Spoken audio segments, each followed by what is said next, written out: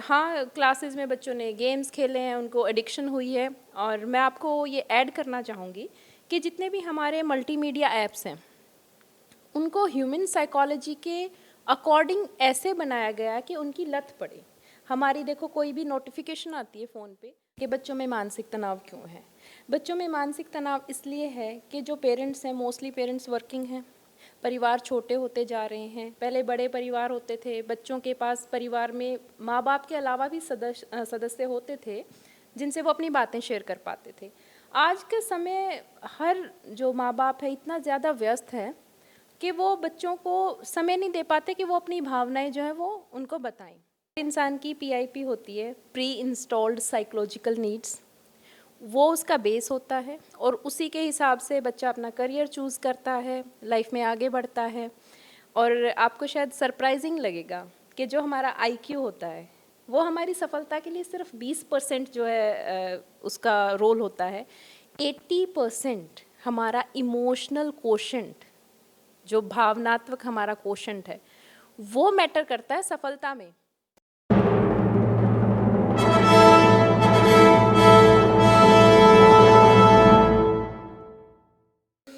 सभी को नमस्कार, राम राम। मैं कुलदीप खंडेलवाल, दा विश्व प्रेम न्यूज़ और हरियाणा न्यूज़ फ्लैश। आज का वीडियो आपके लिए खास होने वाला है और आम तौर पर आपने पॉलिटिकल ही मुझे सुना है, लेकिन आज का जो इंटरव्यू है वो आपके बच्चे से जुड़ा हुआ है।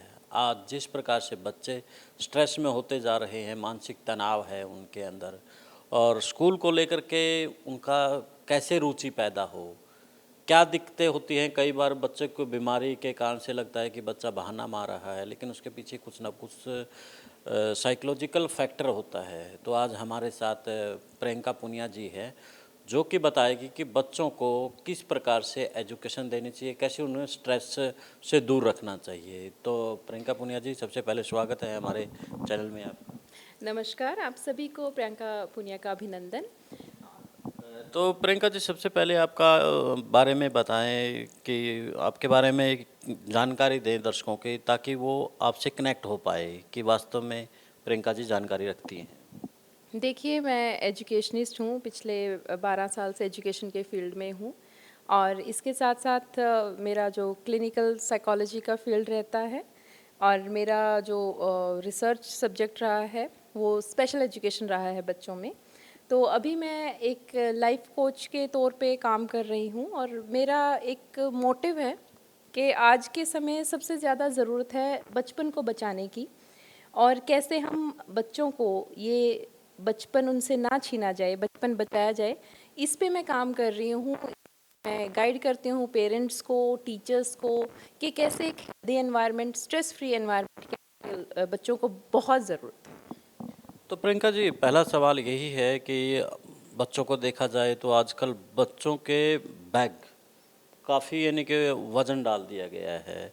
और पहले बच्चों को हम देखते थे कि वो स्कूल पैदल ही जाते थे, आज बसों के माध्यम से वो स्कूलों में जा रहे हैं। तो ये भी एक फैक्टर हो सकता है क्या? देखिए, कोई भी जो फिज़िकल एक्सरसाइज होती है उसका हमारे मानसिक जो हमारी हेल्थ होती है उस पर बहुत अच्छा प्रभाव होता है। तो अगर पहले लोग बच्चे जो है स्कूल जाते थे, वो मस्ती करते हुए जाते थे और रास्ते में बहुत सारी चीज़ें देखते थे, ऑब्ज़र्व करते थे और फील करते थे। बच्चा जो है वो एक बॉर्न लर्नर होता है, उसमें हम उसको ये सिखाने की कोई ज़रूरत नहीं होती है, वो तो बॉर्न लर्नर है, सीखेगा तो वो है ही। तो वो चीज़ें देखता हुआ जाता था। आज के टाइम में क्या है कि ठीक है, सिस्टम इस तरह का है कि बच्चों को ड्रॉप किया जाता है, तो वो एक फ़र्क आ जाता है कि बच्चा अपनी खुशी से स्कूल जा रहा था, अब उसको स्कूल भेजा जा रहा है, पर क्योंकि आजकल का समय ही ऐसा है। तो मैडम, जिस प्रकार से सोशल मीडिया भी आज के ज़माने में है, तो बच्चों के हाथ में मोबाइल भी है, तो वो मोबाइल कितना खतरनाक है बच्चों के लिए और कितना फ़ायदेमंद है? देखिए, जब कोरोना काल में वो पेरेंट्स जो अपने बच्चों को मोबाइल को हाथ भी नहीं लगाने देते थे, और समय ऐसा आया और ये उस टाइम ज़रूरी था कि हर बच्चे को मोबाइल या टैबलेट या कंप्यूटर जो है पेरेंट्स को देना पड़ा, क्योंकि उनकी ऑनलाइन क्लासेस चलती थी। 2 साल के बाद जब बच्चे हमारे पास आए तो पेरेंट्स को लगता था कि हमारे बच्चे कहीं नहीं गए, और मैं हर पेरेंट को यही बोलती थी कि ये घर पे बैठ के पूरी दुनिया घूम आए हैं, क्योंकि ये जो एक डिवाइस, ये जो एक जो वर्ल्ड है मीडिया का, मल्टीमीडिया का, तो उसके थ्रू बच्चों ने बहुत कुछ वो कंटेंट देखा, वो कंटेंट सीखा जो एक्चुअली उनको ज़रूरत भी नहीं थी। और हाँ, क्लासेस में बच्चों ने गेम्स खेले हैं, उनको एडिक्शन हुई है। और मैं आपको ये ऐड करना चाहूँगी कि जितने भी हमारे मल्टीमीडिया ऐप्स हैं उनको ह्यूमन साइकोलॉजी के अकॉर्डिंग ऐसे बनाया गया है कि उनकी लत पड़े। हमारी देखो, कोई भी नोटिफिकेशन आती है फ़ोन पे, हम जितना मर्जी बिज़ी होते हैं तो हमारा एकदम से ध्यान जाता है। अगर अभी मैं यहाँ पे बैठी हूँ, मेरे फ़ोन में अगर नोटिफिकेशन आएगा तो बहुत ही लाजमी है कि मेरा ध्यान उधर जाएगा, क्योंकि वो ह्यूमन साइकोलॉजी के अकॉर्डिंग बनाया गया है। उसमें आवाज़ है, उसमें नोटिफिकेशन का कलर है, उसमें डिस्ट्रैक्शन है। तो वो सारी सेंसेस को यूज़ करके जो है इस तरह के ऐप बनाए जाते हैं कि ये बच्चों की गलती नहीं है। ये साइकोलॉजिकल ऐप्स और गेम्स बनाए ही इसलिए जाते हैं कि उनकी आदत पड़ जाए, और ये चीज़ें बच्चों को नहीं पता होता।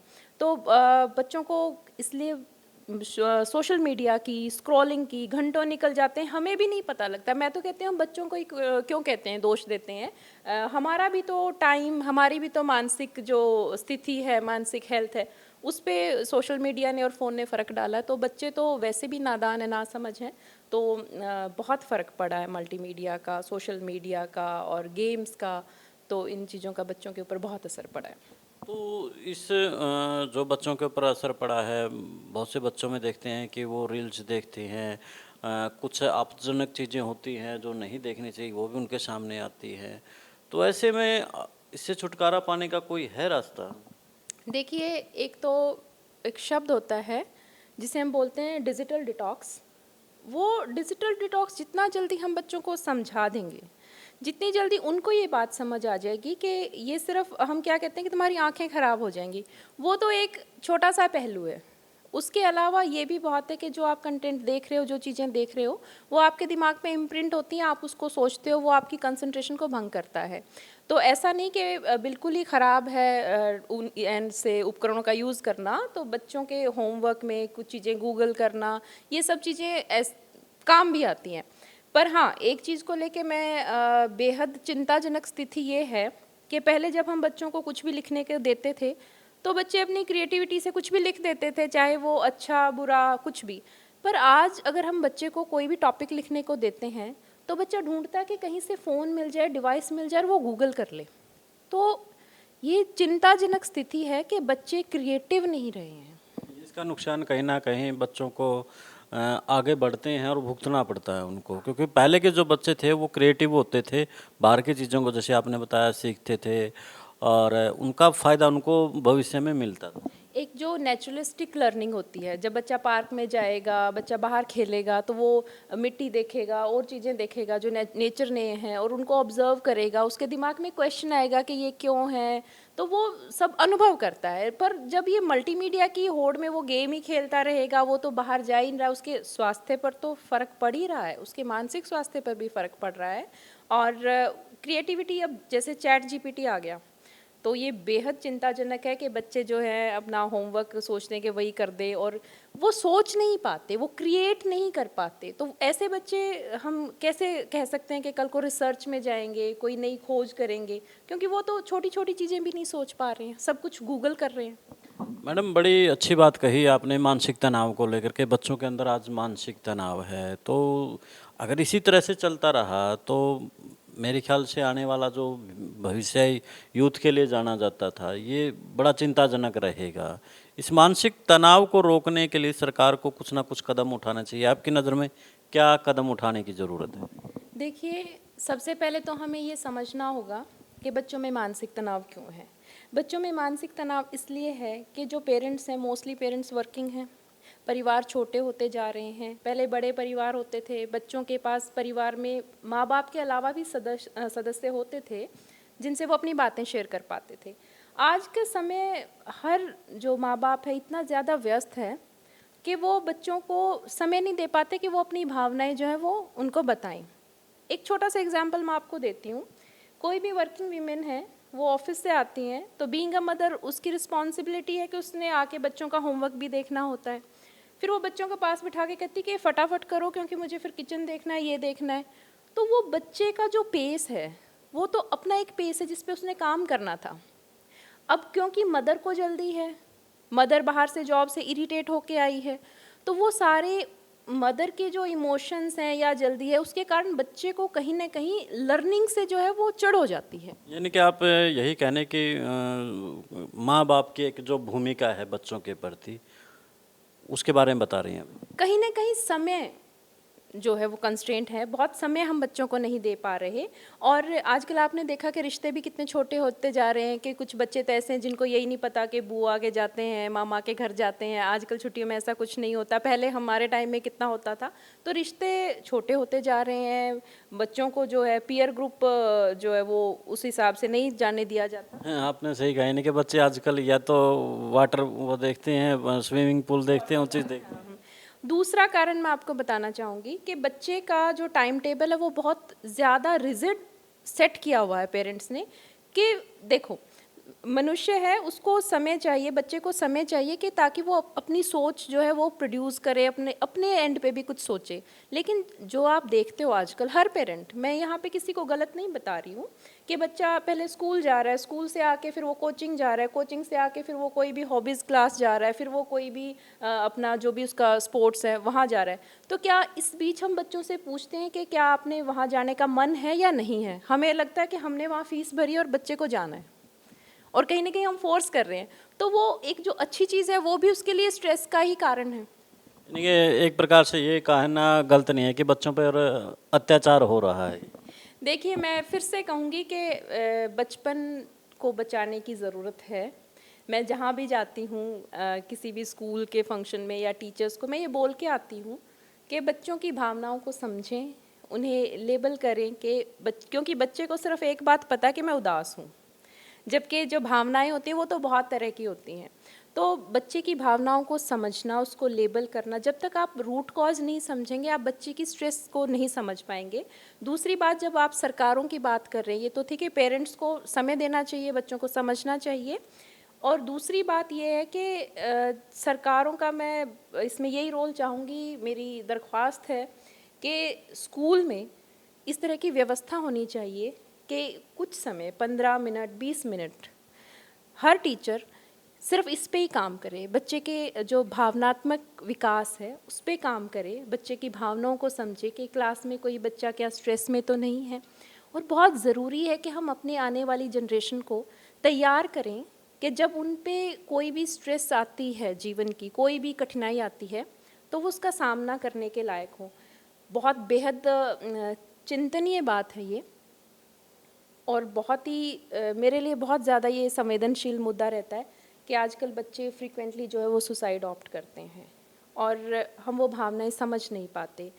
और इसलिए हर शिक्षक का, हर माँ बाप का और शायद पूरे समाज का ये फ़र्ज बनता है कि हम बच्चों की भावनाओं को समझें, उन्हें प्रोत्साहित करें, उन्हें हम तैयार करें कि वो जीवन में आने वाली कठिनाइयों से लड़ सकें। पर हमारा पूरा ध्यान जो है वो स्कोर्स पे रहता है। तो यहाँ मुझे थोड़ा सा जो है बहुत डिसअपॉइंटिंग लगता है, और ज़रूरत है बच्चों को भावनात्मक रूप से स्ट्रॉन्ग होने की, बहुत ज़रूरत है। मैडम, बच्चों को स्ट्रांग होने की ज़रूरत है, लेकिन अभिभावक जो माता पिता है उनको ये भी समझा दीजिए कि जिस प्रकार से आज अत्याचार बच्चों के ऊपर किया जा रहा है, उनके ऊपर थोपी जा रही हैं चीज़ें, लेकिन आने वाले भविष्य में जो आप बच्चों के लिए चाहते हैं वो मिलेगा या फिर और कुछ मिलेगा? देखिए, सबसे पहले तो हर बच्चे का एक इंटरेस्ट होता है। बच्चे का क्या, ये एक थोड़ा सा लंबा विषय होता है, कभी फिर बात करेंगे कि हर इंसान की पीआईपी होती है, प्री इंस्टॉल्ड साइकोलॉजिकल नीड्स। वो उसका बेस होता है और उसी के हिसाब से बच्चा अपना करियर चूज़ करता है, लाइफ में आगे बढ़ता है। और आपको शायद सरप्राइजिंग लगेगा कि जो हमारा आईक्यू होता है वो हमारी सफलता के लिए सिर्फ 20% जो है उसका रोल होता है। 80% हमारा इमोशनल कोशेंट, जो भावनात्मक हमारा कोशेंट है, वो मैटर करता है सफलता में। और ये ईक्यू का, ये इमोशनल इंटेलिजेंस का कंसेप्ट कहीं भी हमारे करिकुलम में, हमारे स्कूलों में या पेरेंट्स को पता ही नहीं है। मतलब एक चीज़ जो उनकी सफलता के लिए 80% तक ज़रूरी है, ज़िम्मेदार है, उस पे तो हमारा ध्यान ही नहीं है। हम तो स्कोर्स पे हैं, कंपटीशन है, 100% मार्क्स आ रहे हैं, फिर भी एडमिशन्स नहीं हो रखे, और इस सारे जो इस भाग दौड़ में बच्चों को बहुत स्ट्रेस है। नहीं, मेरा जवाब अभी भी बाकी रह गया मैम कि भविष्य में उन बच्चों के साथ क्या हो सकता है जो इस तरह से आज जिस दौर में बच्चों को पढ़ाया जा रहा है।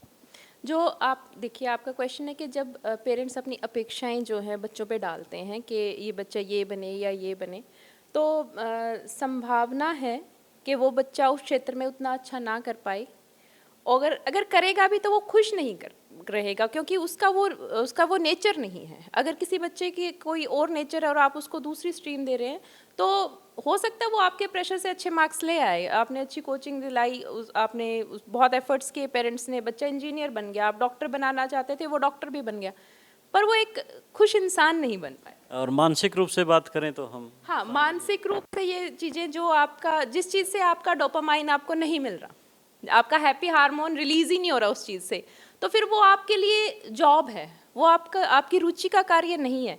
तो हमेशा आपको वो क्षेत्र, वो जो है व्यवसाय या नौकरी, वो चूज़ करनी चाहिए जिससे आपको खुशी मिले। मतलब जिस काम में आपको खुशी मिले आप वही काम चुने। ये एक खुशहाल ज़िंदगी का जो है वो मंत्र है, परंतु ये कहीं कहीं पे ही देखने को मिलता है। मैम मेरा अंतिम सवाल है कि जिस प्रकार से बच्चों का बोझ दिन प्रतिदिन बढ़ता ही जा रहा है, उसके अंदर यानी कि पहले हम देखते थे कि छोटा सा बस्ता लेकर के जाते थे और आज उन्हीं बस्तों से अच्छे पढ़े लिखे अच्छा समाज दिया हुआ है, लेकिन बच्चों के ऊपर 5 साल का बच्चा है और उसके ऊपर 20 किलो का वज़न बैग का दिया हुआ है, इसको कैसे देखते हैं? देखिए, जितने भी हमारे शिक्षा के क्षेत्र में जितनी भी पॉलिसीज़ बनती हैं, जितनी भी नेशनल पॉलिसीज़ बनती हैं, अभी भी हमारी न्यू एजुकेशन पॉलिसी आई है 2023 जो अभी लागू होनी है, तो कोशिशें बहुत हैं कि सुधार हो। कोशिशें बहुत रहती हैं कि बच्चा जो भी सीख रहा है उसको अपनी सराउंडिंग की लाइफ से जो है रिलेट करे। पर वही बात है कि सिलेबस पूरा कराने की दौड़ में, नंबरों की दौड़ में वो चीज़ें बहुत पीछे रह जाती हैं। हर सब्जेक्ट की अलग कॉपी, बैग का भारी होना, तो वो अपने आप में एक स्ट्रेस तो है ही। उनकी जो बच्चों के शरीर पे भी इसका गलत असर पड़ता है।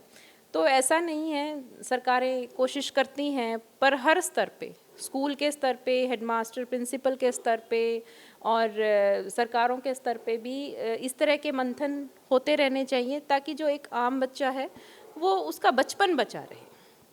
मतलब जो बचपन बचाने की बात है और जो किताबों के बोझ की बात है वो प्राइवेट पब्लिशरों और स्कूलों का एक खेल है, उस पर शायद आप बोलेंगे ही नहीं क्योंकि वो ऐसा नहीं, बिल्कुल मैं आपकी बात से बिल्कुल सहमत हूँ कि आज अब तो ये बहुत से स्कूलों में हो गया कि एनसीईआरटी की बुक्स को ही प्रेफर किया जाता है। और देखिए, मैं बोलने में बिल्कुल झिझक नहीं करती कि जो प्राइवेट पब्लिशर्स का जो गेम है ये बहुत बड़ा स्कैम है, बट ऐसा भी है कि आप जब बुक्स में देखेंगे तो वो चीज़ उस तरह से उसमें समझाई जाती है, अच्छी पिक्चर्स होती हैं, बुक्स की अच्छी क्वालिटी होती हैं, परंतु जो एक आर्थिक बोझ जो पेरेंट्स के ऊपर पड़ता है वो कहीं ना कहीं डिस्टर्बिंग है। तो मुझे लगता है कि ये एक चॉइस होनी चाहिए, या फिर ये होना चाहिए कि टीचर जो है वो एफिशिएंट हो और वो सबको उस तरह के, आजकल तो पीपीटी स्लाइड्स में आप हर तरह का अच्छा कंटेंट बच्चों को प्रोवाइड करा सकते हैं।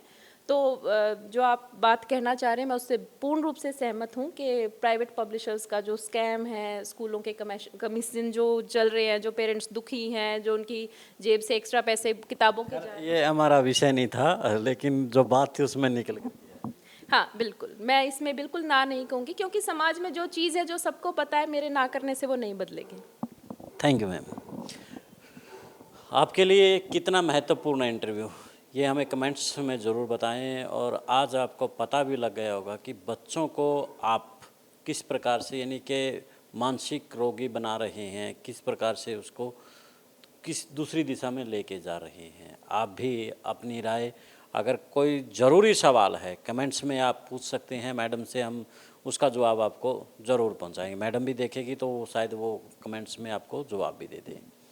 अन्य खबरों के लिए दा विश्व प्रेम और हरियाणा न्यूज़ फ्लैश को आप देखते रहिए। फेसबुक पेज पर फॉलो करें, यूट्यूब पर सब्सक्राइब करें। अब मुझे दें इजाज़त। जिंदाबाद।